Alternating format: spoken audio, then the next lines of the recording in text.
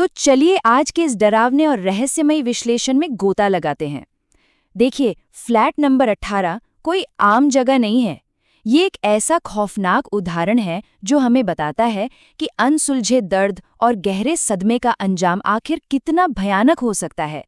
एक ऐसा फ्लैट जहां अतीत की चीखें आज भी गूंजती हैं, मतलब इसके बारे में सोचकर ही किसी के भी रोंगटे खड़े हो जाएं। अब जरा इस मशहूर और मीठी सी लोरी के बारे में सोचिए। चंदा है तू, मेरा सूरज है तू। वैसे तो ये लोरी सुनते ही एक माँ के प्यार और सुकून का एहसास होता है, राइट? लेकिन हमारे आज के इस विश्लेषण में ये लोरी सुकून नहीं, बल्कि एक ऐसा खौफनाक संकेत है जो पूरी कहानी में एक गूंज की तरह हमारा पीछा करेगा। एक ऐसा स्वर जो सिर्फ और सिर्फ खौफ पैदा करता है।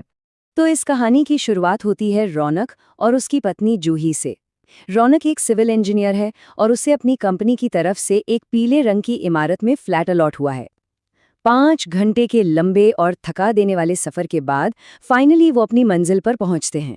यहाँ सबसे अहम बात जो ध्यान रखने वाली है वो ये कि जूही 7 महीने की प्रेग्नेंट है और जाहिर है इस नए घर को लेकर उनके मन में ढेर सारी उम्मीदें और बहुत सारे सपने हैं।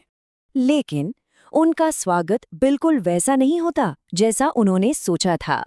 जैसे ही वे वहां पहुंचते हैं, इमारत का गार्ड जूही के गर्भवती होने की बात पर अचानक से बहुत ज्यादा डर जाता है। लिटरली उसका डर इतना गहरा और साफ था कि उसने तुरंत उन दोनों को उस फ्लैट में रुकने के बजाय 2 किलोमीटर दूर किसी होटल में जाने की सलाह दे डाली। अब सोचिए, एक घर जो रहने के लिए पूरी तरह तैयार है, आखिर वहां एक गार्ड उन्हें क्यों नहीं जाने देना चाहता था? कुछ तो बहुत अजीब था वहां। खैर, गार्ड की उन अजीब चेतावनियों को नजरअंदाज करते हुए रौनक जूही को लेकर तीसरे माले पर अपने नए और बड़े से घर में दाखिल होता है। वे अपने इस नए फ्लैट को देखकर बेहद खुश थे, लेकिन उन्हें इस बात का जरा भी अंदाजा नहीं था कि उनके ठीक पीछे पीछे एक परछाई भी चल रही थी। एक ऐसी परछाई जिसके हाथों में एक गुड़िया थी और जो उन्हें देखकर लगातार मुस्कुरा रही थी। अब सपनों का ये घर कितनी जल्दी एक भयानक दुस्वप्न में बदल गया, ये सच में डरावना है। पहले ही रात 1:30 बजे एक खौफनाक घटना होती है। फिर अगले दिन सुबह एक नई काम वाली बाई आती है जो उन्हें चेतावनी देती है, और उसी दोपहर उस बाई के साथ कुछ ऐसा होता है जिस पर यकीन करना मुश्किल है। चलिए इन घटनाओं को जरा बारीकी से समझते हैं। तो होता ये है कि पहली रात करीब 1:30 बजे जूही को अचानक अपने पेट पर एक खुरदुरे और बेहद गर्म हाथ का एहसास होता है। वो गर्मी इतनी तेज थी कि जूही दर्द के मारे चीख पड़ती है। लेकिन जब रौनक हड़बड़ाकर उठता है और लाइट जलाता है तो वहां कोई नहीं होता। और सबसे अजीब बात, जूही के शरीर पर जलने का कोई निशान तक नहीं था। रौनक ने इसे बस लंबे सफर की थकान और एक बुरा सपना मानकर टाल दिया, लेकिन सच तो ये था कि ये सिर्फ एक खौफनाक शुरुआत थी। अगली सुबह ये तनाव और भी ज्यादा बढ़ जाता है। गार्ड की भेजी हुई एक काम वाली बाई घर आती है, लेकिन वो वहां काम करने या रुकने से साफ मना कर देती है। इससे पहले कि वो कुछ और समझा पाती, अचानक किचन में एक भयानक काली बिल्ली नजर आती है जिसकी आंखें लाल सुर्ख थीं। उस बिल्ली को देखकर वो बाई खौफ से भर जाती है और अपनी जान बचाकर वहां से भाग खड़ी होती है। अब यहाँ जो हुआ वो सच में दिल दहला देने वाला है। उस बाई का अंत बेहद भयानक था।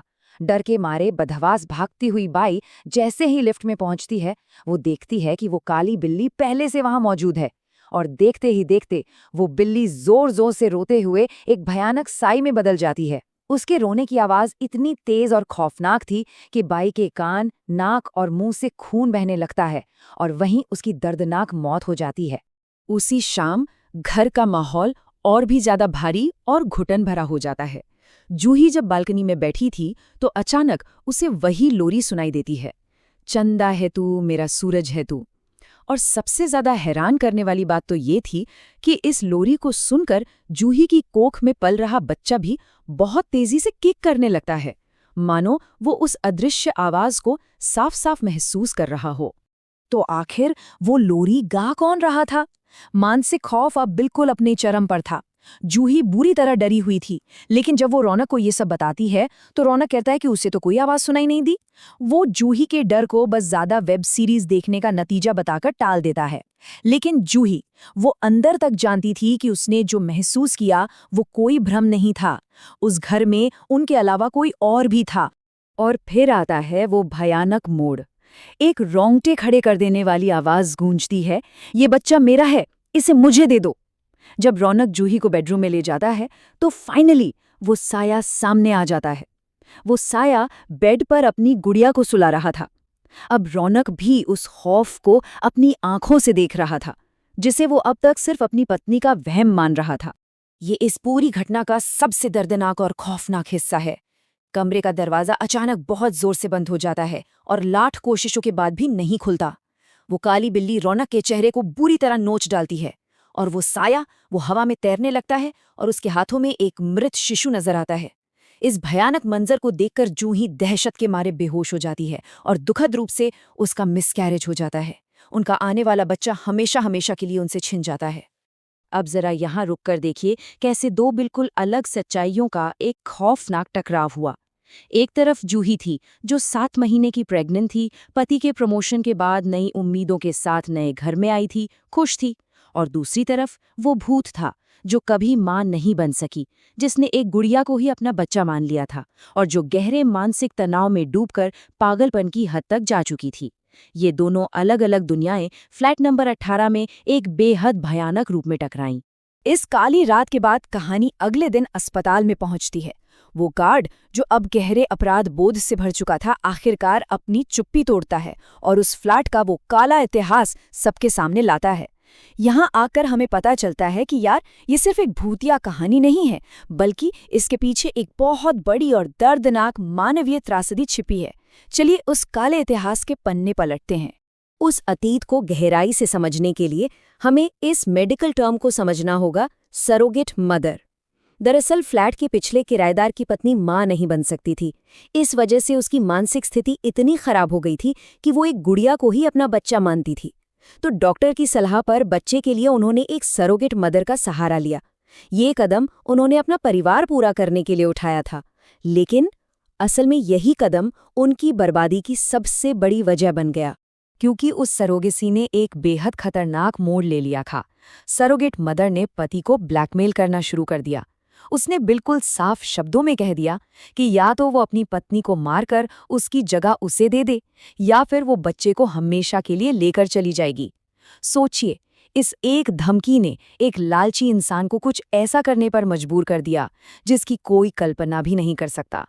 तो हुआ ये कि बच्चे के लालच में उस पति ने सच में सारी हदें पार कर दी।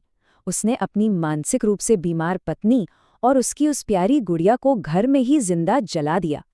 दुनिया की नज़रों में और पुलिस के लिए इसे महज एक शॉर्ट सर्किट का नाम दे दिया गया, केस बंद। लेकिन उस जली हुई औरत की तड़प, उसका दर्द और उसका बेइंतहा गुस्सा उसी फ्लैट नंबर 18 की दीवारों में हमेशा के लिए कैद होकर रह गया।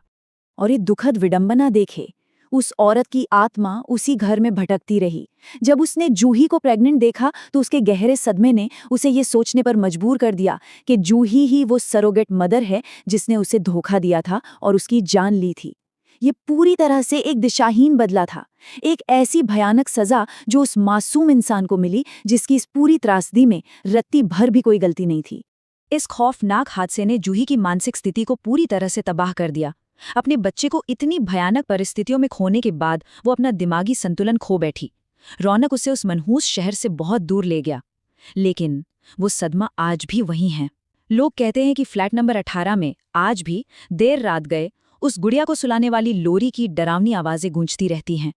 अंत में हमारा यह विश्लेषण हमें इस गहरे और बेचैन कर देने वाले सवाल के साथ छोड़ जाता है, क्या धोखे के इतने गहरे घाव कभी सच में मिट सकते हैं, या फिर कुछ आत्माएं हमेशा हमेशा के लिए अपने सबसे बड़े दर्द और तकलीफ की जगह से बंद कर रह जाती हैं। किसी भी रहस्य को समझने का यही सबसे असरदार तरीका है कि हम उसके पीछे छिपे दर्द को समझें।